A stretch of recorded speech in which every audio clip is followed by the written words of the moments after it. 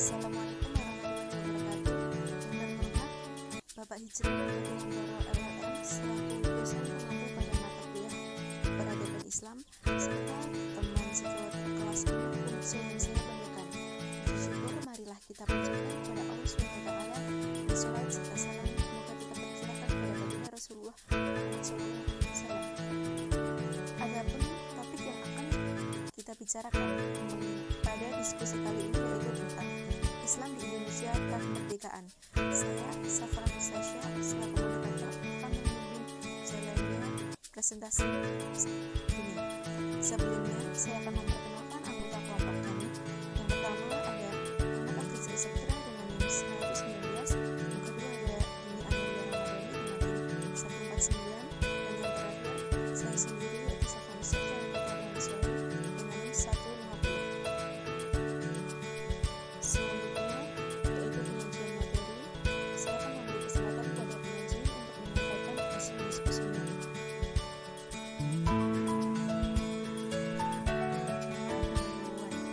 Islam di Indonesia tidak dipisahkan dari Indonesia karena Islam komunitas Indonesia.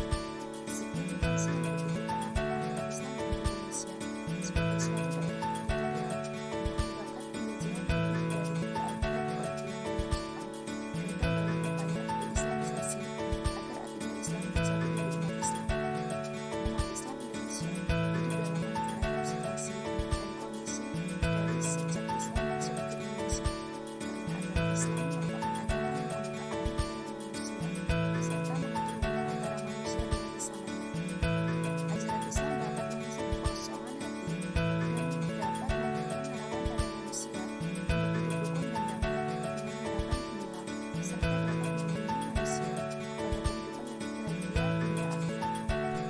Agama Islam adalah agama yang memberikan sikap kepribadian dan mengajarkan norma-norma hidup sehingga setiap penganut agama Islam mempunyai kesadaran yang tinggi dan kepribadian kokoh yang sukar untuk berubah. Karena Islam di Indonesia sebenarnya tidak terlepas dari sebuah proses panjang. Program sosialisasi Islam yang dilakukan oleh para pemuka Islam melalui aktivitas dakwah dan pendidikan. Selanjutnya, saya akan mempresentasikan tentang A. Perkembangan Islam di Indonesia sebelum masa kolonial Belanda. 1. Permulaan Islam di Indonesia.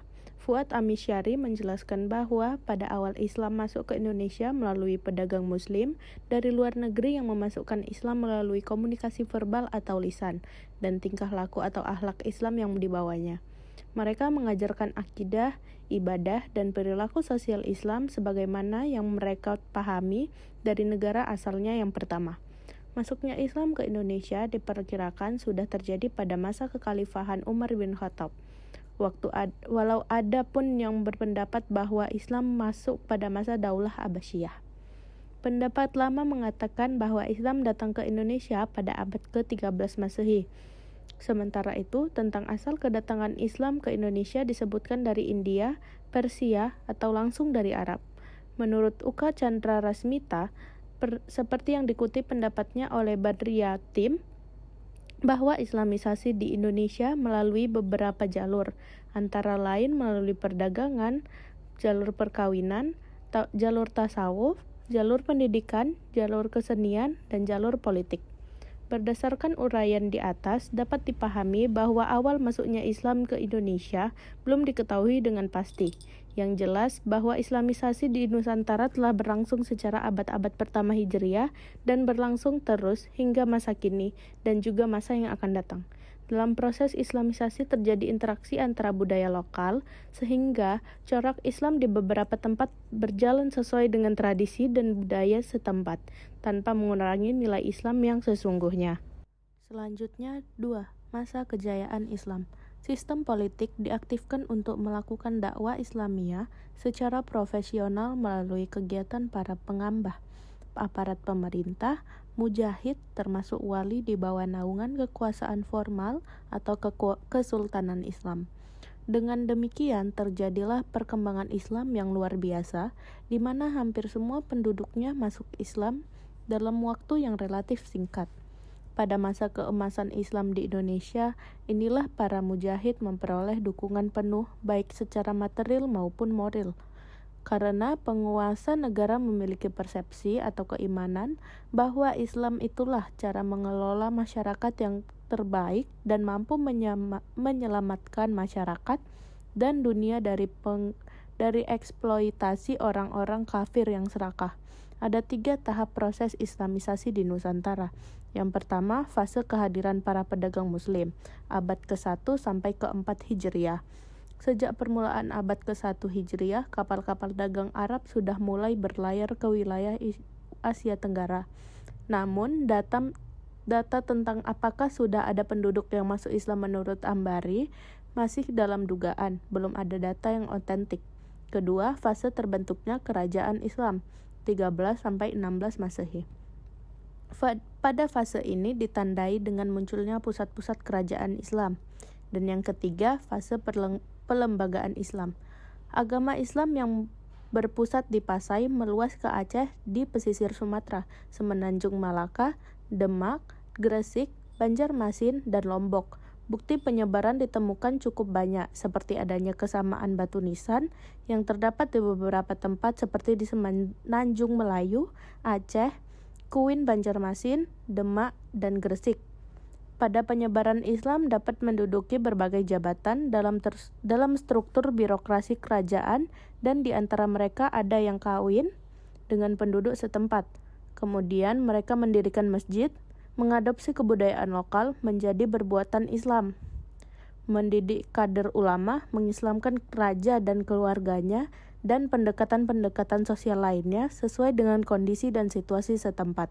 Dengan kata lain, bahwa Islam menjadi kokoh di pusat-pusat kekuasaan Nusantara melalui jalur perdagangan, perkawinan dengan elit birokrasi dan ekonomi, diskusi keagamaan, dan sosialisasi langsung dengan masyarakat bawah. B. Perkembangan Islam di Indonesia pada masa kolonial Belanda dan Jepang. 1. Masa kemunduran Islam. Masa penjajahan pada dasarnya adalah masa deislamisasi umat oleh kekuasaan pemerintahan. Pada awalnya, penjajah mengenalkan agama mereka, yaitu Kristen, melalui pejabat Belanda. Lalu pada orang Cina yang sengaja diimpor oleh Belanda ke Jawa, mendukung mereka membangun loji dan kekuasaan mereka seperti di Batavia dan lainnya.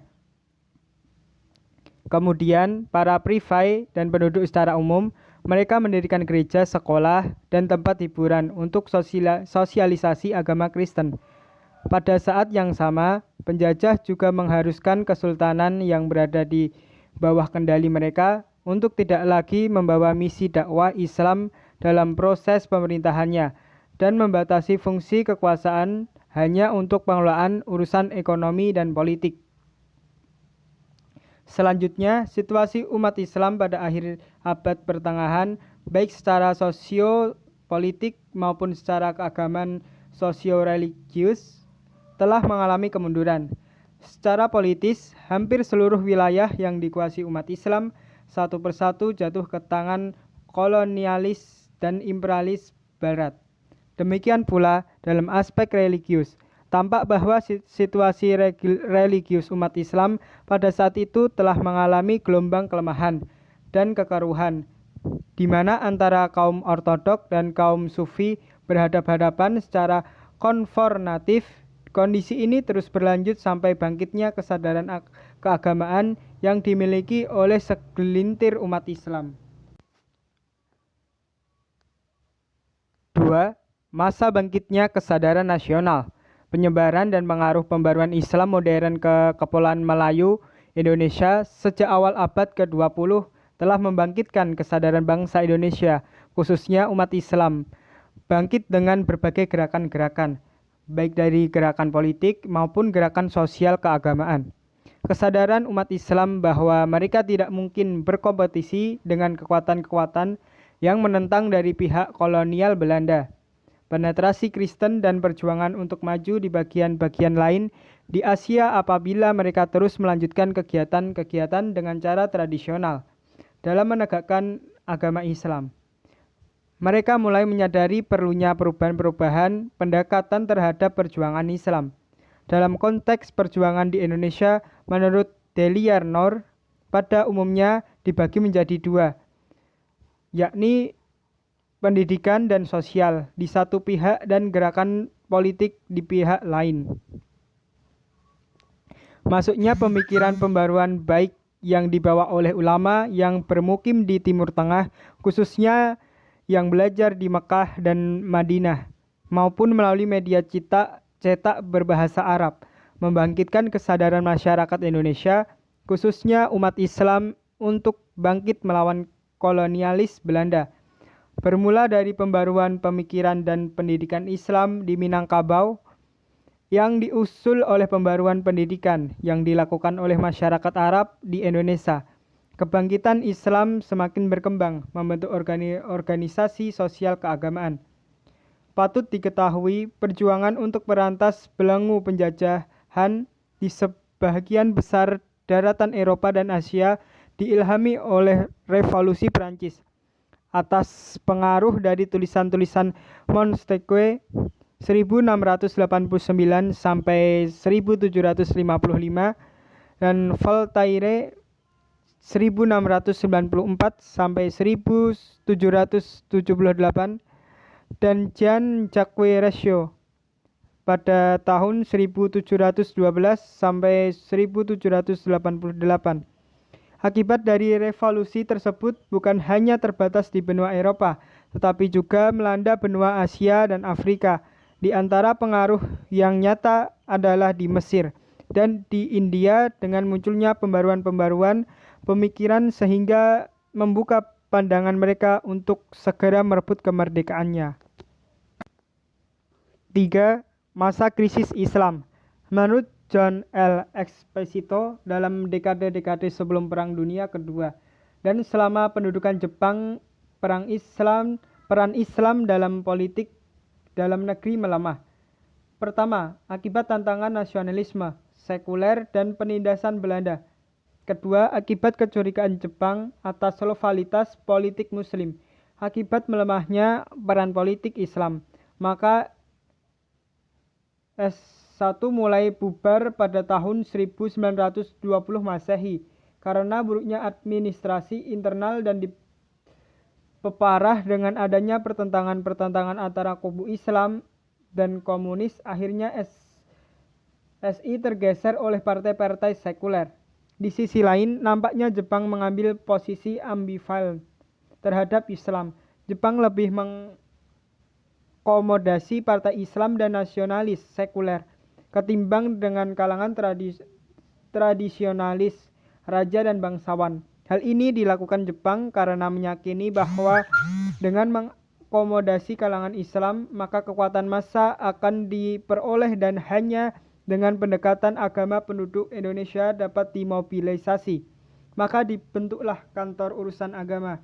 Selain itu, dibentuk pula semboyan 3A, Nippon Pemimpin, Pelindung dan Cahaya Asia, yang dipimpin oleh Shimizu dari Jepang dan Samsudin dari Indonesia.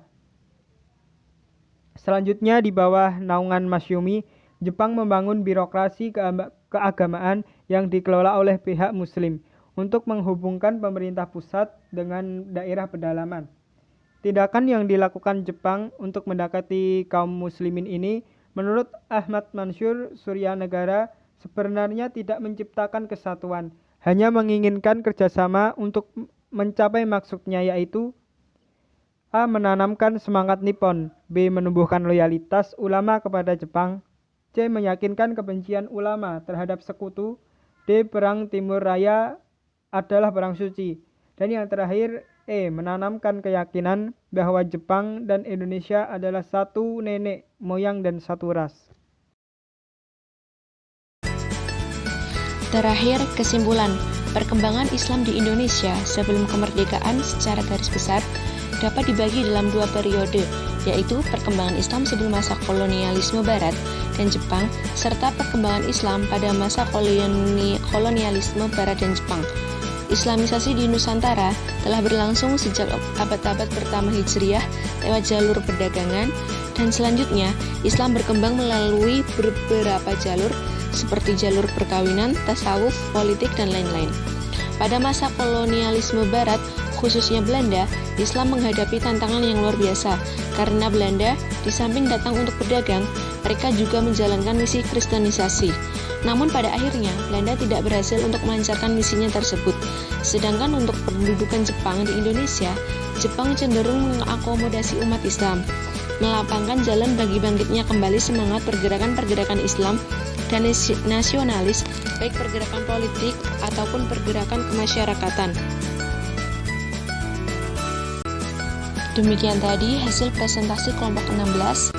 Saya selaku moderator mewakili anggota kelompok memohon maaf apabila terdapat kekhilafan, kekeliruan, dan kekurangan dalam penyampaian materi. Atas perhatiannya kami ucapkan terima kasih.